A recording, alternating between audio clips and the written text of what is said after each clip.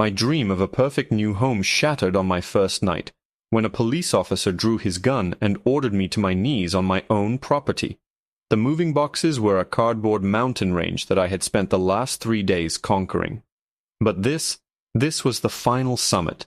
I stood on the porch of my new house, my very first house, and took a deep, satisfying breath of the crisp autumn air. The scent of cut grass and distant wood smoke filled my lungs. This was it. I'd made it.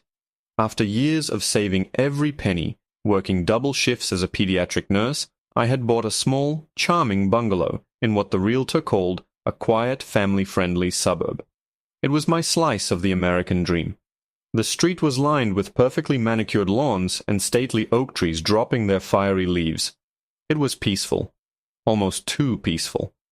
I was dragging the ridiculously large blue recycling bin to the curb, its plastic wheels rumbling noisily on the pavement, when I first saw the police cruiser. It wasn't speeding or flashing its lights. It was just there, at the far end of the street, crawling along at a snail's pace. I didn't think much of it. Cops patrol, that's what they do.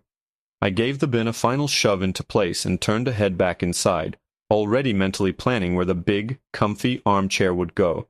That's when I heard the car stop, directly in front of my house. I paused, my hand on my screen door, a little knot of unease tightening in my stomach. I turned back. A white officer was getting out of the car. He was tall and broad, with a crew cut and a jaw that looked like it was permanently clenched. He didn't look at the other houses, the ones with the little garden gnomes and the welcome mats. He looked straight at me. Then he looked at my house, then back at me. His gaze was heavy, like a physical weight. "Evening," he said, his voice flat, but loud enough to carry across the lawn. It wasn't a greeting. It was a demand for my attention.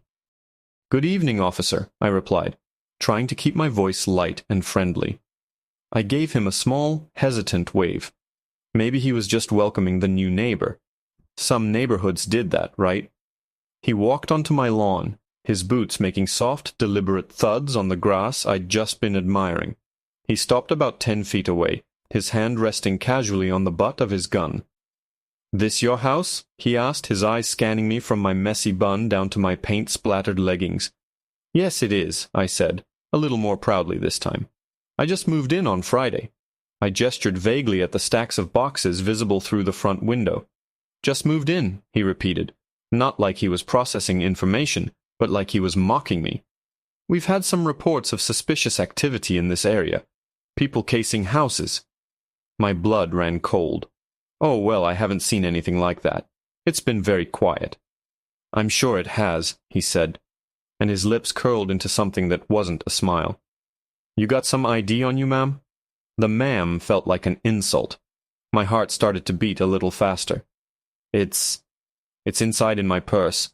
I just came out to take the bin to the curb. I can go get it for you if you'd like." I started to turn toward the door. "Stay right where you are," he barked, and the sudden command was like a whip crack. His hand was no longer resting on his gun. It was gripping it. "Don't move." I froze instantly, my body rigid with shock and a sudden primal fear. "Okay," I whispered, my throat suddenly dry. "I'm not moving." "You match the description of a suspect in a string of burglaries around here," he said, taking another step closer. My mind raced. What description? A black woman in paint-splattered leggings? I wanted to scream, to shout that I was a nurse, that I saved lives, that I had a perfect credit score and paid my taxes. But all that came out was a choked squeak. "I think there's been a mistake, officer." The only mistake is you thinking you can talk your way out of this," he snarled. And then it happened. In one fluid, terrifying motion, he drew his weapon. The sound of the gun clearing the holster was sickeningly loud in the quiet evening air. He pointed it directly at my chest, a perfect dark circle that seemed to swallow all the light and air in the world. My vision tunneled. The beautiful oak trees, the quaint houses, my house, it all blurred into a watercolor wash of fear. All I could see was him, his face a mask of contempt, and the black hole at the end of his arm. My legs felt like they were about to give out. "On your knees," he commanded, his voice cold and hard as steel. What? Please, I didn't do anything. I said on your knees. Now, he roared, and I flinched so hard I thought my bones would snap. Tears streamed down my face as I sank down onto the hard, cold concrete of my own driveway. The sharp little pieces of gravel dug painfully into my kneecaps. I was kneeling, in front of my new home, in my new neighborhood, with a gun pointed at my heart. He didn't say anything else. He just stood there, his gun steady, his eyes filled with a chilling, triumphant hatred. Seconds stretched into an eternity. I could hear my own ragged breaths. I could hear the thumping of my heart, so loud I was sure he could hear it too. 1 minute passed, then another. My knees were screaming in agony. The humiliation was a physical fire burning through me. But the fear was worse. It was an icy ocean and I was drowning. He was just waiting. But for what? For me to flinch? For backup? Or for an excuse? The silence was absolute, broken only by the distant rustling of leaves. Then another sound cut through the tension. The low, guttural growl of a powerful engine, approaching slowly. A sleek, black sedan, the kind that costs more than my house, turned onto my street. It slowed as it neared my driveway, its headlights cutting through the twilight and pinning us both in their glare. The officer shifted his weight, his eyes flicking for a second toward the vehicle. The car came to a complete stop right next to his cruiser. The driver's window, tinted so dark it looked like a void, began to slide down. The smooth, quiet hum of the descending window was the only sound in the universe. My eyes were locked on the growing sliver of black, my breath caught in my throat. I expected to see another cop, maybe a detective. What I did not expect was the face that emerged from the darkness of the car's interior. It was a woman, probably in her late 60s, with a cloud of perfectly coiffed, snow-white hair. A string of pearls gleamed at her throat, and diamond studs sparkled in her ears. Her face was a network of fine lines, but her eyes, a piercing shade of blue, were sharp and missed nothing. They flicked from the officer to his drawn gun, and then down to me, kneeling on the concrete.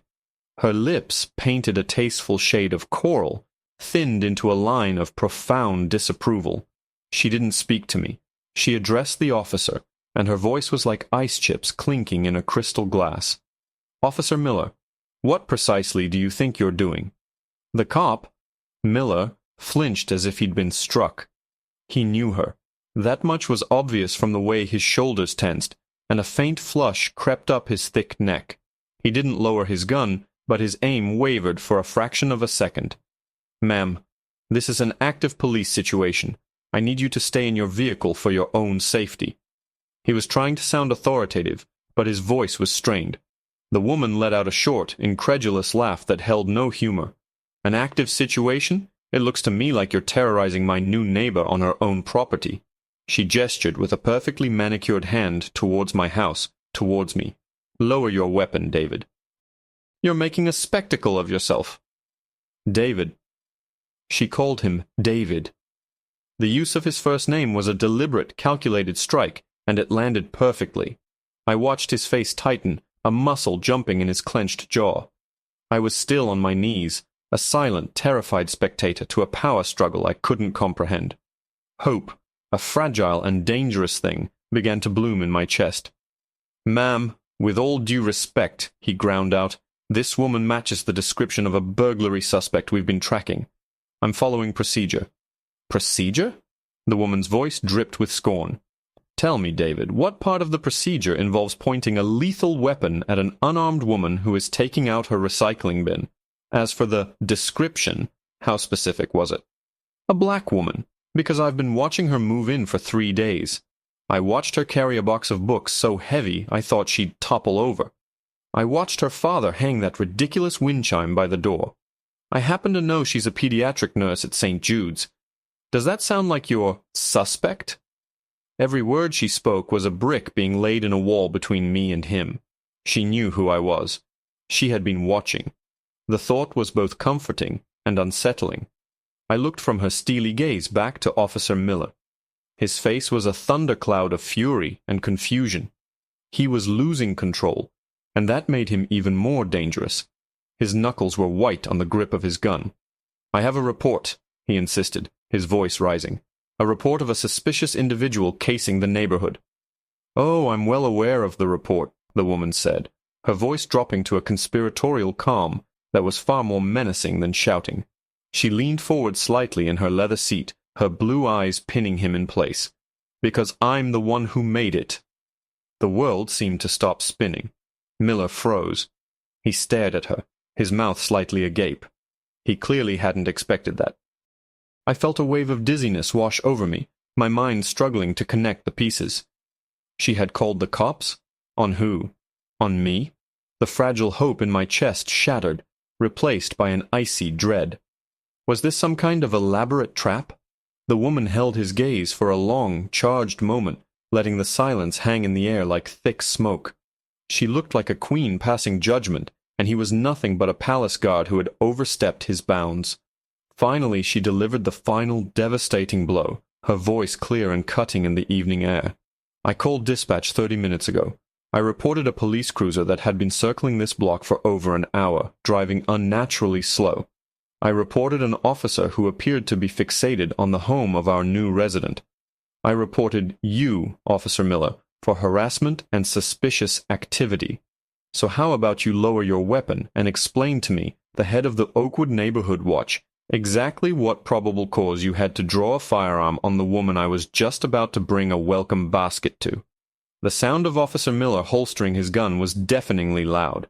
It was a click of defeat, a metallic punctuation mark on the woman's verbal demolition. The weapon disappeared, but the threat of it remained, a phantom limb pointed at my heart. He didn't look at me. He couldn't. His gaze was fixed on the woman in the car, his face a mottled canvas of rage and humiliation. The power had shifted so completely, so seismically, that the air itself felt different.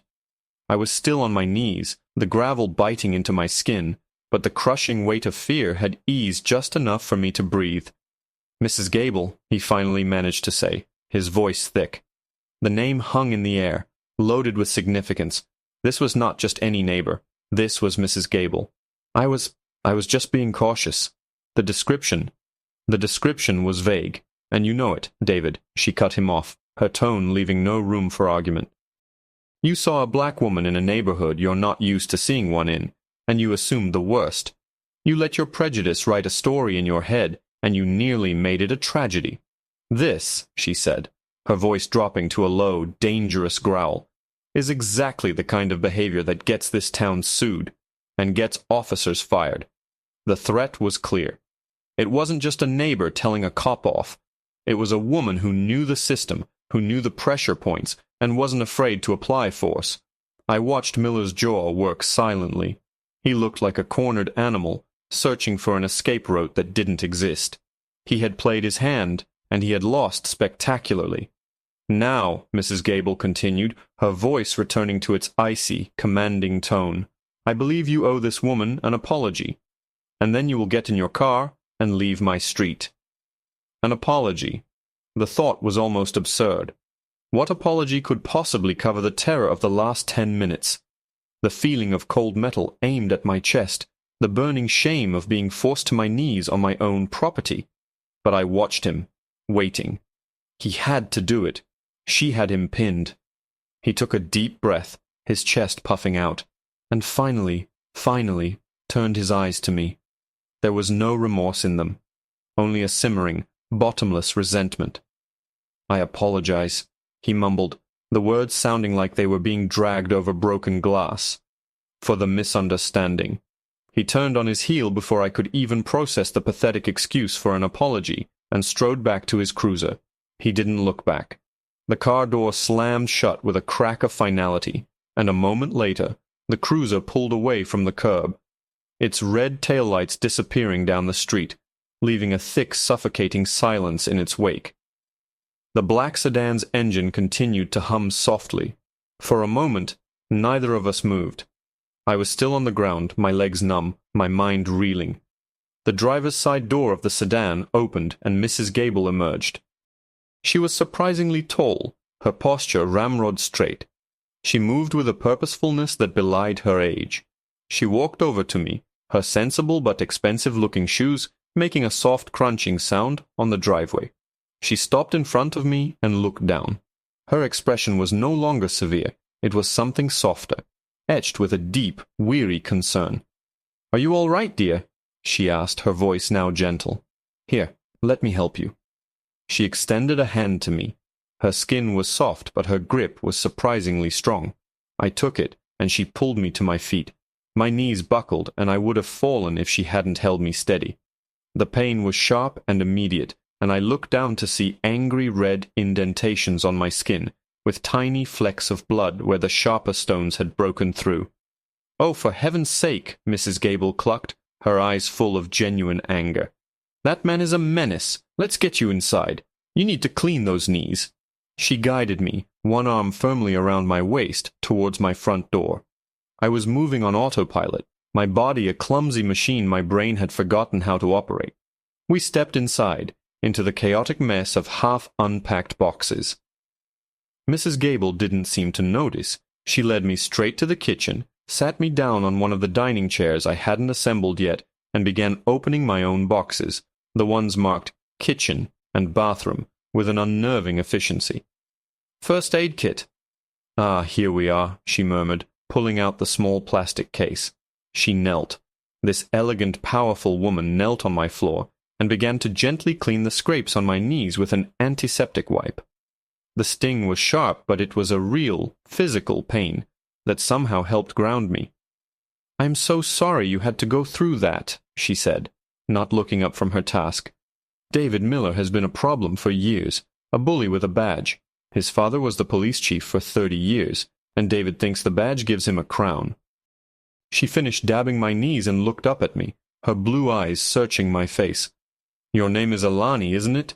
I just nodded, my voice still lost somewhere in my throat. "I'm Eleanor Gable. I live in the big gray house at the end of the cul-de-sac." She gave me a small, wry smile. "As you've gathered, I'm the neighborhood busybody." She stood up, dusting off her slacks. "I promise you, Alani, this is a good neighborhood. He is not representative of who we are. But I need you to do something for me. I need you to file a formal complaint. I'll be a witness. I already have the incident on my dash cam. But it has to come from you." I finally found my voice, though it was shaky. "He'll know it was me. He knows where I live." The fear was still there, a cold snake coiling in my gut.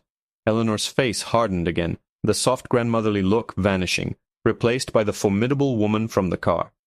"Let me worry about Officer Miller," she said, her voice dropping, taking on a tone that brooked no argument.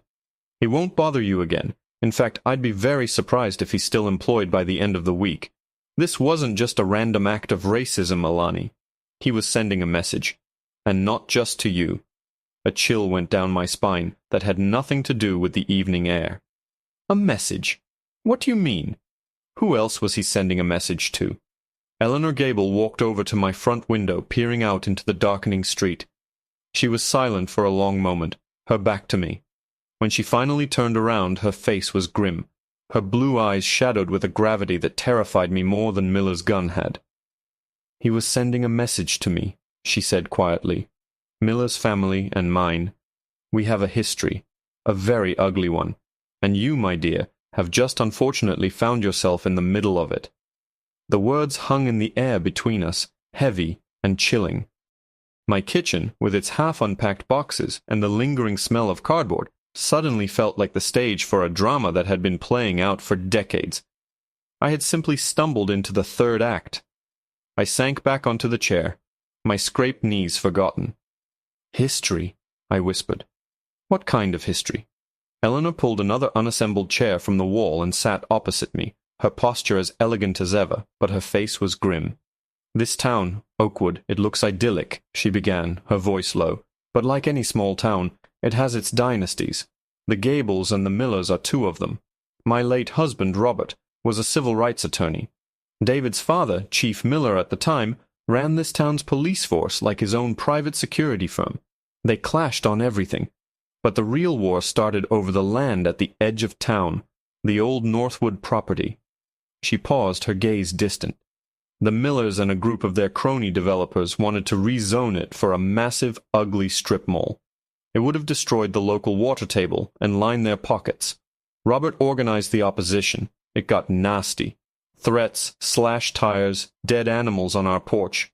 David, who was just a rookie then, was his father's favorite thug. He'd follow Robert, pull him over for no reason. It was pure intimidation. But Robert won. He not only stopped the development, he exposed the bribery scheme behind it. Chief Miller was forced into an early retirement to avoid federal charges. The Miller family lost a fortune, and, more importantly, they lost face. They have never, ever forgiven us for that. It all clicked into place with a sickening thud. So when I bought this house, I trailed off, the implication dawning on me. This house was a foreclosure, Eleanor finished for me. It was on the market for almost a year. When I saw the sold sign go up, I looked up the new owner.